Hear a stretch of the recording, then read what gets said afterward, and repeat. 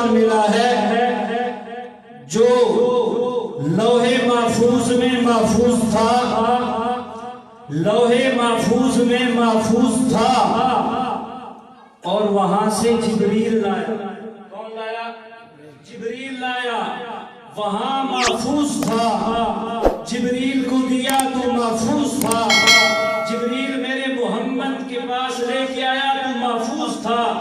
جب اللہ نے اتنی حفاظتیں کروا کر میرے محمد تک پہنچایا تو میرا یہ ایمان ہے کہ میرے محمد کے یاروں نے وہی اسی طرح محفوظ قرآن ہم تک پہنچایا ہے، اسی طرح محفوظ قرآن ہم تک پہنچایا ہے۔ صحابہ اس امت کے سب سے بڑے محسن ہیں، ہمیں جو کچھ پہنچا ہے وہ سارا صحابہ کے واسطے کے ساتھ پہنچا ہے، سب کچھ جو کچھ پہنچا ہے وہ صحابہ کے واسطے کے ساتھ پہنچا ہے۔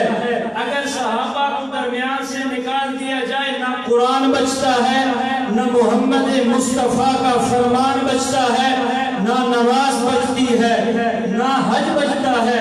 کوئی بھی چیز مسلمان کی زندگی کا ایک ایک لمحہ، ایک ایک لحظہ، ایک ایک گھڑی، ایک ایک ساتھ میرے محمد مصطفیٰ کی ایک ایک چیز مسلمانوں تک بحفاظت، صدق و امانت کے ساتھ صحیح طور پر اگر پہنچائی ہے تو وہ میرے محمد کی جماعت نے پہنچائی ہے۔ وہ کس نے پہنچائی ہے؟ میرے محمد کی جماعت نے پہنچائی ہے۔ اسی لیے اللہ نے کہا ان کے متعلق کلام مقدس میں یہ فرمایا کہ جس کلام مقدس کے ماتھے کا جھومر لا ریب فیہ ہے، جس کلام مقدس کے ماتھے کا جھومر کیا ہے؟ لا ریب فیہ ہے۔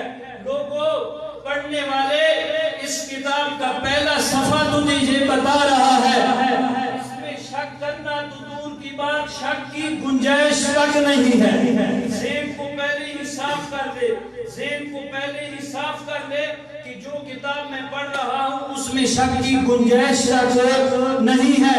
اس میں اللہ نے کہا اولئک هم الصادقون، اولئک هم الصادقون، اولئک هم المتقون، اولئک حزب اللہ، اولئک حزب اللہ۔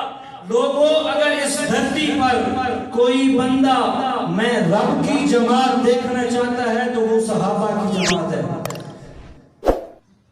میں ملتمس ہوں حضرت مولانا نصیر صاحب سے، ان تک اگر میری آواز جا رہی ہے کہ وہ سٹیج پر تشریف لائیں۔